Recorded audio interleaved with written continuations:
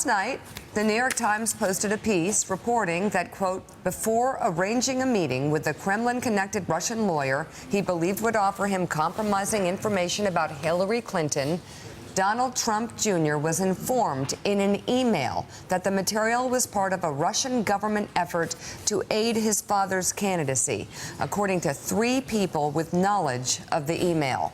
The author of the reported email was Rob Goldstone, a publicist who helped set up the meeting, which took place in June of 2016 before Trump became the nominee.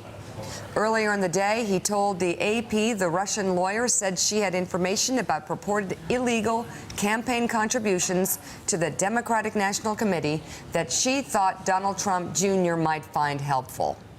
The Times notes while the Russian government was identified as the source of the info, it doesn't go deeper on Moscow's attempts to tilt the election. And the paper is careful to point out there is no evidence to suggest the information was related to hacking that led to the release of the DNC emails, if you'll remember that. Right. So, Wow. Mark Alpert on the Hill, if you look at this story, it seems that it's just somebody is releasing a little bit of information every day. On Saturday, Don Jr. comes out and says he's talking about adoptions. On Sunday, he's talking about this meeting without a whole lot of details. He didn't even know what to tell poor Paul Manafort or poor Jared Kushner. Hey, just come to a meeting. And then after that, he's going to have to revise his statement again, because we find out last night through the Times reporting that there was actually an email saying this is part of a larger Russian effort to actually help your father be elected president of the United States. What's the response been on Capitol Hill? Well, and Don Jr.'s lawyer put out a lengthy statement that doesn't refute the essence of the New Times reporting.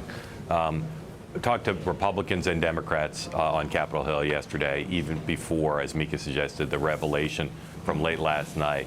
And people are shaken by this and believe that not only are there a lot of unanswered questions, but just based on what's already known, that this is one of the biggest developments so far. Don Jr.'s in a very tough place now, because every day whoever is providing this information to the Times is coming out with something else. And if you go back to Saturday, when he first responded for the Saturday story, either he knew this email was out there, assuming the email exists, or he didn't. And either way, that presents a lot of troubling questions for him to deal with going forward, and for the wider operation to deal with going forward. The defense from some people yesterday was it's fine to get help from the Russians in a political campaign. You'll take oppo from anywhere it comes from. And I do not think that that will be a sustainable position if that turns out to be what happened. No. Well, and I actually saw somebody, Richard Haas, yesterday on another network, saying, oh, sure, I would have taken help from Russians if it was opposition research. First of all, that's a lie. It's a congressman from Florida. Nobody would.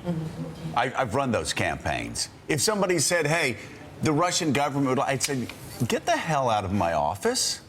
Anybody would do that. So Republicans were already in full lying mode yesterday. And then last night, this story comes out. And so now, are the Republicans going to follow Donald Trump and his family down a rat hole to say, why, yes, I would have taken this meeting if I had known that it was part of a Russian government conspiracy led by the Kremlin to get me elected president of the United States, or congressman of the United States, or senator of the United States? Who follows them down that rat hole? What? Not very smart people. Well, not very smart sorry, I people. can't. It's just not very smart people, and a not very smart party. So there's both sides of it, coming at it from both directions. You've got the people in the campaign, the Sun and others, the fact that they were willing to traffic in that stuff. But also, this tells you more about Russia. This was not a one-dimensional Russian effort to influence the American political outcome. We are now just what could be scratching the surface of a multi-dimensional, comprehensive Russian effort to influence the outcome of the American political campaign. I say that without knowing whether they, quote-unquote, succeeded from their point of view. Whether what they did, again, we still don't know. Well, as Richard Blumenthal on the Intel committee said yesterday, he says he suspects it's not this first meeting, Caddy, that's going to be the bigger problem. It's all the meetings that followed this one. I mean, it's still flabbergasting that the White House has not, at some point in the last, ideally back in March, said, we want every single meeting that every single person in this White House or on the campaign has ever had with Russians. We're going to get it all out there. But they haven't got it all out there. And I think, to Richard's point, clearly the Kremlin felt that the Trump campaign was vulnerable to being penetrated, or at least targeted in this way. There must have been something about the Trump campaign that made them feel this was worth a go. A target of opportunity. Yeah, and Blumenthal Judiciary, not Intel. But Mike Barnicle, so you have this meeting with a Kremlin-connected lawyer. An email comes forward from a contact they made while they were over in Moscow. It says, hey, the Kremlin wants to help you out here. Talk to this lawyer. And so you've got Paul Manafort running the campaign. You have Jared Kushner, the president's closest aide during the campaign. And then you've got, of course, Don Jr. And I'm just curious, how does Jared Kushner forget to put this on any of his disclosure forms when he knows that... That's Jared calling. Yeah, exactly. When he knows... With the answer.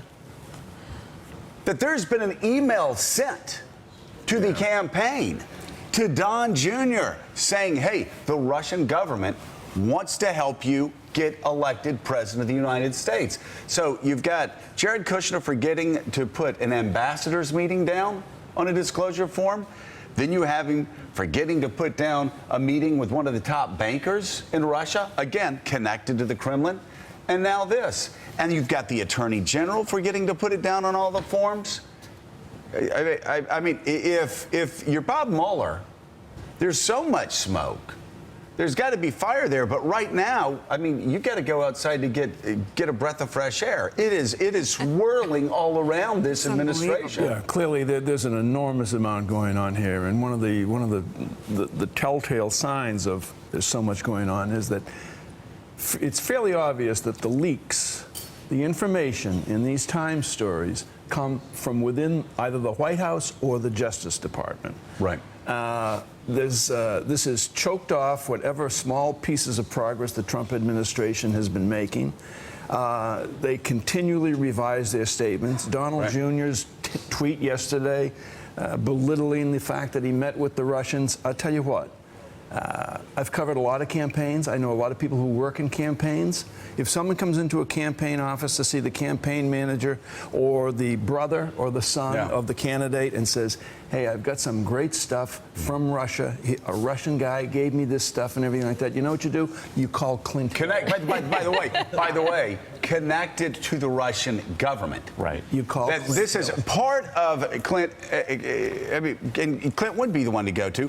Part of a bigger scheme to influence an election. You would immediately, again, if somebody on my staff said, hey, we got this Russian guy who's connected with the Russian government, I would say, okay, call the FBI, and I've got to go vote.